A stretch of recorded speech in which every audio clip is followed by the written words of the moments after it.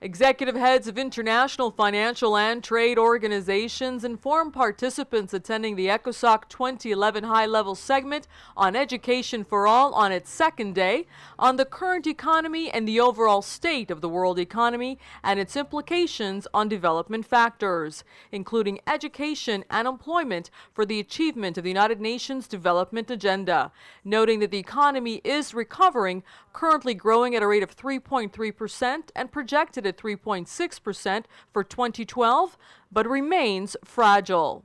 This recovery is very uneven, with a growing difference between the growth of a developed economy and the growth of developing economies, whether they are emerging countries or lower income countries. And this is fully reflected on the trade side.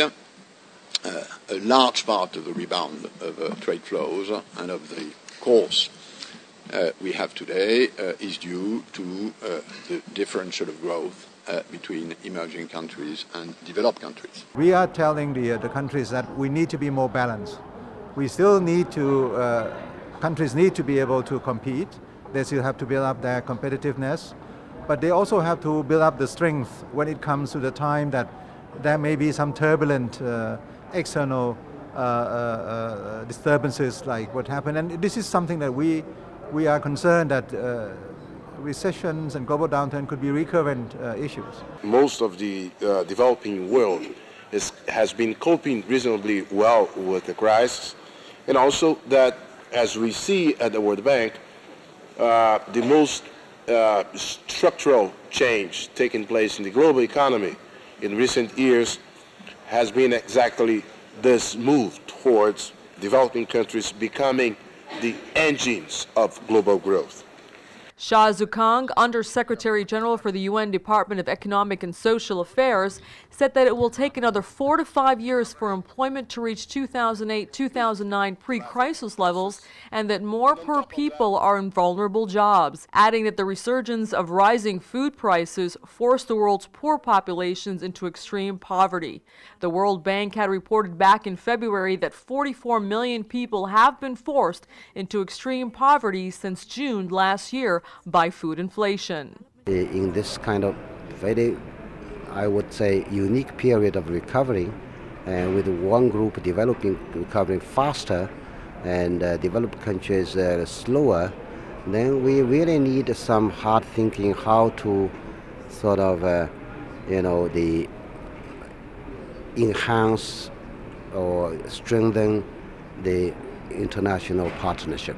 Quite fragile still. We cannot say that it's a very sustainable tendency, but we hope it will be. But if you look at the reasons for this recovery, and if we go back and see at similar cases in countries that have excelled, I would say, most in this world and have progressed immensely, these are those countries who have invested in education and in health. Development goes together with education. You cannot spread the education all over the world if you are not able to increase the development of particularly the developing countries. So that's why these battles go together, and we should face both of them with the same intensity. Pascal Lamy, Director General of the World Trade Organization, also noted the importance of global trade for economic recovery, but warned against protectionist measures that might cause political turbulence and have a negative impact on the economy. The World Bank said that South-South trade linkage has kept growing, enabling smaller countries to develop growth strategies and continue to grow with the increasing demand of commodities, while noting that because economic recovery remains fragile, social systems should be adapted in order to produce real development and growth.